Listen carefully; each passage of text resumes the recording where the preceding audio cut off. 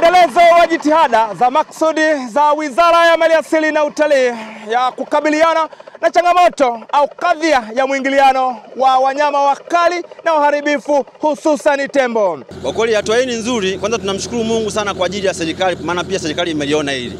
Kwa kweli ukikaa sehemu ambako hakuna usalama, kwanza unajiona kama uko peke yako. Hapa ni moja kwa moja kutoka kaskazini magharibi mwa ardhi ya Tanzania, eneo la Kitengule wilayani Karagwe mkoani Kagera.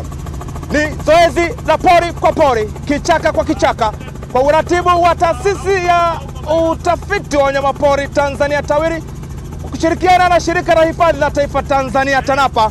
Wameweka kambi uwandani na lengo ni moja tu, ni kufunga visukuma mawimbi kwa makundi ya tembo wasumbufu au wakorofi ambao kwa zaidi ya miaka 10 wamejikuta wakizingirwa katikati ya maeneo ya binadamu. Kimsingi ufungaji wa visukuma mawimbi hivi au kwa maana ya kora vitatusaidia kubaini wakati tunakuja kuhamisha wanyama, ni rahisi kuwaona na kuwajua walipo.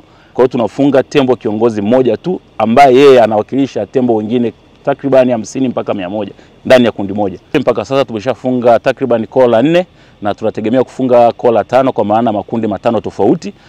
Na mpaka sasa zoezi linaendelea vizuri na tunaendelea vizuri na tunaweza kufanikiwa kwa leo kumaliza zoezi. Kwa sasa kuna takribani tembo 500 katika eneo hili. Tembo hawa walikuja wakavamia eneo hili wakakaa. Kusafirisha kwa malori tembo 500 ni kazi ngumu sana.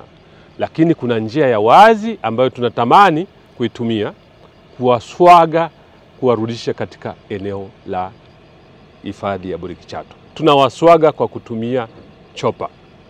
Ndio njia rahisi zaidi ambayo inatuwezesha kufanya zoezi hili.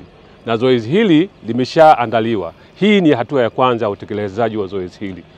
Kwa hiyo tunatarajia tembo hawa watakuwa ni sehemu ya tembo ambao tayari wapo Burigi Chato, na ni sehemu ambayo tembo hawa tutawatumia kwenye shughuli za kiutalii badala ya kufanya uharibifu wa mali na maisha ya wananchi huku walikokuwa.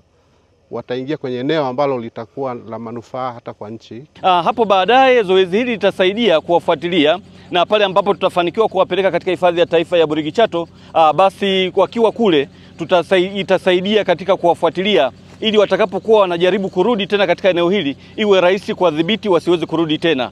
Na tunaamini kwamba hili itakuwa ni suluhisho la kudumu kabisa la utatuzi wa changamoto hii ya tembo hawa katika eneo hili la bonde la Kitengule, na hivyo kuwafanya wananchi waweze kukaa kwa amani na utulivu na kufanya shughuli zao. Hii ni Kadoshi TV, always on time.